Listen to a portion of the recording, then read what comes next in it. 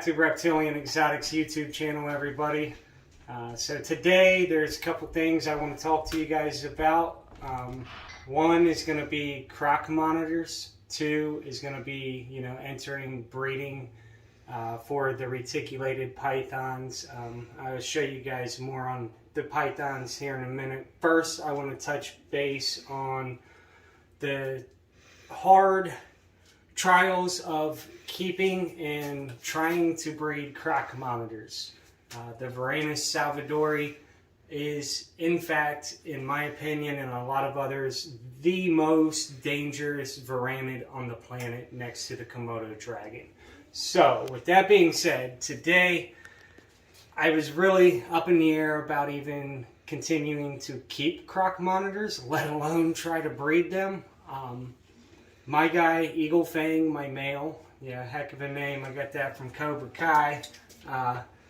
He's really cool with me, but anybody else, if he sees anybody else, he's just so cautious and defensive, like to the point of not even just being defensive, but offensive. Like, croc monitors will charge you. Unlike, like the Asian water monitors, they typically, unless you corner them, they're not going to really come try to attack you. Croc monitors can. I don't want to make it sound like nobody should keep them, but they are a very dangerous animal. Hopefully the captive-born ones, that if we ever get captive-born ones and socialize them as babies, it can be a little bit easier, but they should still not be just surpassed as being like a puppy dog, because one bite from these guys and you will probably end up in the hospital, if not worse. They have teeth. Why they get the croc monitor name is their teeth interlock. It's the only varanid that actually interlocks like a crocodile. Like you see, like think of the crocodile like this. Their teeth interlock like a T-Rex. Anyway, long story short on that, I reached out to my mentor, Jim Miller, and he was like, man, I offered them to him and was like, would you take these croc monitors, basically? I was like, I know I shouldn't have gotten myself into this, but I am qualified to work with croc monitors, I would say. However, my help and my wife, which is my primary help, is my wife, but with her and my helper, I cannot put them in harm's way. So at this point, I was talking to Jim. He's like, he'd love to take them and this and that, but he was like, don't give up on them. He's like, you got this. Set them up a little differently, a little more naturalistic versus the ways that I do my captive water monitors. Back to the basics, full range support, which my water monitors get full range support. They just don't have the naturalistic, habitat. So he definitely, told me that if I go another year and I want to continue to work with them, then he would take them on. But honestly, I think that we got this, and hopefully I can just send him some captive-born babies. So first step of what I'm doing for the new approach with the croc monitors is a new, updated enclosure, which is behind me here. I'll take this and show you guys a little bit of how I did this. This enclosure's dimensions is 8 long by 8 deep by 6.4 foot tall. So, one thing, definitely got to have some good latches on here. I got 2 of them. So that over there is actually going to be set up for the nesting site for the female. In the wild, I guess they definitely like to nest up in old hollowed trees and stuff like this. That goes down into a 50-gallon trash barrel that I'm going to fill with substrate. There is heat tape on the side, so that way I can regulate, the temperature, and I have it elevated a little bit. behind the universal rock. There is plenty of airflow to prevent, you know, catching fire or anything like that.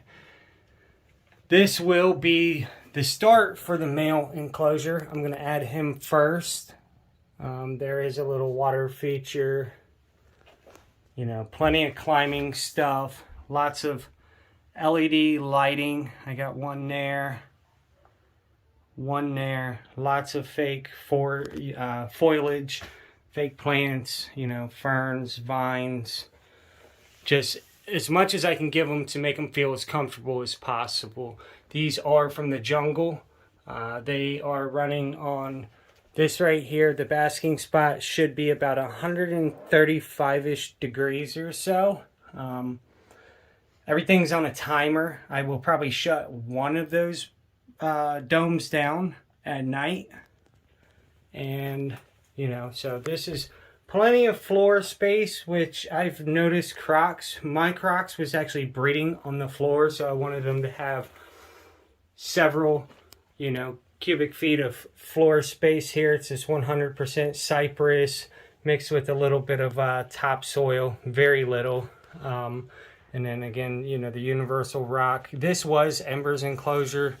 It wasn't as decked out as this, but that was another thing that I ran by my mentor. He said that if I do everything right and fully support the animals, you know, with everything that they need, that there's no reason that I shouldn't be able to do this. And this is cohabitation. Her nest bin is right there. I hope that, you know, after she lays her eggs, of course, I'm going to board it over and just like get her mind off of the eggs and from protecting her nest. We'll see how this goes, guys. If not, it is going to come down to I either continue breeding my wonderful Sumatran water monitors, you know, Buddy and Ember, the pure Sumatrans that everybody loves, that are so easy to socialize and, you know, fairly affordable for most keepers. However, in the long run, they will need quite a large enclosure, as this enclosure here is 12 foot deep by 8 foot long, or 8 foot wide by 6.4 feet high. It actually takes 3 domes to get the desired basking temp in that room. So we're getting ready to introduce Eagle Fang, the male croc, to his new enclosure here. But before we do that, like I said, we was going to talk a little bit about some reticulated pythons. You know, it is September 30th, and I have been feeding pretty heavy to get my females to cycle. As you can see, she ate a 4XL guinea pig on 4 days ago. Last time I measured, ultrasounded her, she was at 12 to 15 millimeter follicles on 9/26. And then this girl down here, our lavender motley, looking really swollen. She has had a male in her enclosure. She may be gravid. Or at least, you know, in the process of the follicular growth into the beginning stages of gestation. This girl here, which was actually supposed to be a male, I believe stronger that it is in fact a female, because I ultrasounded and I did see follicles. That is a purple marble sunfire. And then Goldie, our phantom, she is getting, as you can see, the stretched scales there. Her follicles are growing as well, so we will be pairing her. This is our Burmese Python, Squishy. She's a super hypo albino. And she also had some 12 to 16 millimeter follicles 4 days ago. So there's 5 bigger snakes that we will be breeding this year, hopefully. Also, this girl here that Dustin brought me from Nerd. This is a purple golden child tiger, and she was actually loaded a ton of like 12.5mm follicles when he brought her down. So I think I'm going to take like a purple phantom to her.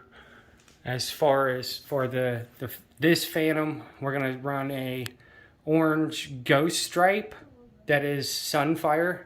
Hopefully make some cool cows. Let's see if we can find him. Oh, there he is. Nope.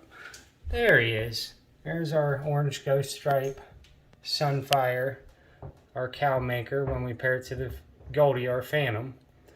This is the purple phantom that's going to go to the one that Dustin brought us from Nerd. Now this is a smaller snake here, and this is our lavender, possible motley pied.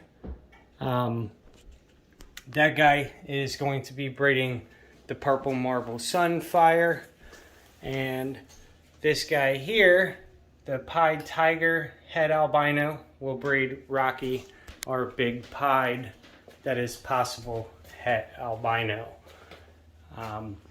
As far as for our Burm, we only have one Burmese male, and he is a hypo green 100% het albino, possible het granite, which doesn't matter because she did not prove het granite last year. This girl here that has been locking, that is our little secret between me and Dustin. This is going to be some exciting stuff. Very important to the future of genetics and retics. So let's hope that she takes. I can't tell you what we're pairing her with. Alright, now comes the fun part. I am going to get Eagle Fang out of his enclosure here. Here, go ahead and take the camera. I am going to use gloves. I highly recommend that when dealing with Croc monitors. Don't need them, but if, you know, like I said, if it was just me, maybe not. But with my wife being in the room and filming, he's got a little mess over there. Come on, Eagle Fang. Hey, buddy. Let's go to your new home. Hey. Come on. Come on, buddy. Let's go, Eagle Fang. Let's go. Let's go, buddy. He's nervous. You gotta think, this guy was in the wild back in February, so. Alright, come on. Okay, so I did kind of have to grab him up a little bit, but he's actually quite calm. He just, you know, takes a lot of time to work with a Croc monitor. You know, once he goes into his enclosure, I will not handle him until he comes to me. So, come on, Eagle Fang, let's go to your new home, bud.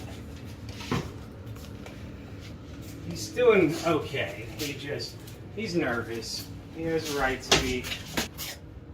Yeah, he's nervous. So, with that being said, and with him in his new enclosure, stay tuned.